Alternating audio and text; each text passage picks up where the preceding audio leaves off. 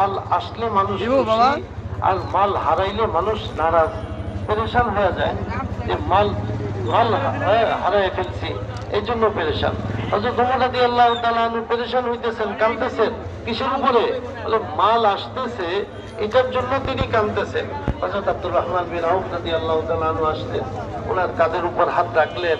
আরে আমিরুল মুমিনিন, আপনি কেন কাঁদতেছেন? কোনো একটা হালাত আসছে আর কি।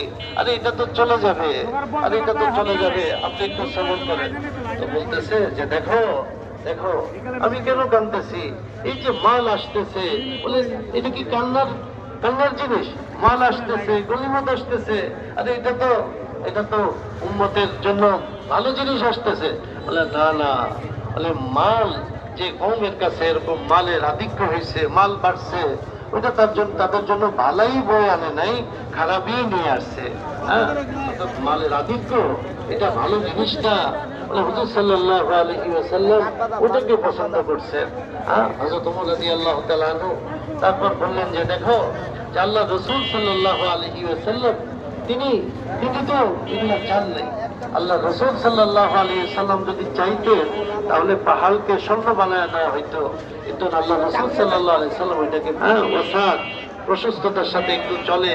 বিভিন্ন দেশ থেকে লোকজন আসতেছে, অনেক বিজয় হয়েছে, একটু বলেন, কিন্তু যতক্ষণ পর্যন্ত তিনি আমাদের এমনি কবুল না করে আমাদের কথা বলতে পারবেন না। হ্যাঁ, হযরত হাফসা রাদিয়াল্লাহু তাআলা আনহাকে সবাই মিলে তৈয়ার করলেন, তিনি গেলেন আমিরুল মুমিনিনের কাছে, বিস্তারিত কথা বললেন। একটু ওনার চাল চলন যেন একটু উন্নত হয়, আরো উন্নত খাবার হয়, উন্নত জিনিস হয়, এগুলো একটু কিভাবে করতে পারে, বলে এগুলো চাইলেন। হযরত ওমর রাদিয়াল্লাহু, তোমার কাছে কে বলছে এগুলা, তার নাম বলো। বলে না না, নাম বলা যাবে না, যতক্ষণ পর্যন্ত আপনি কবুল না করবেন আমি নাম বলবো না। তখন তিনি কেঁদে ফেললেন আর বলতেছেন, আরে তুমি বলো আল্লাহ রাসূল সাল্লাল্লাহু আলাইহি ওয়াসাল্লামের পোশাক কি ছিল? তোমার ঘরে যে আল্লাহ রাসূল আসতেন, আল্লাহ রাসূলের পোশাক কি ছিল? বলে বিছানা তো ছিল এরকম এক কম্বল, যেটা কখনো পাতলা করে বিছাইয়ে দিতাম, আবার কখনো এটাকে একটু সেই ডবল করে বিছাইয়ে দিতাম। বলে এই ছিল আল্লাহ রসুলের জিন্দিগি।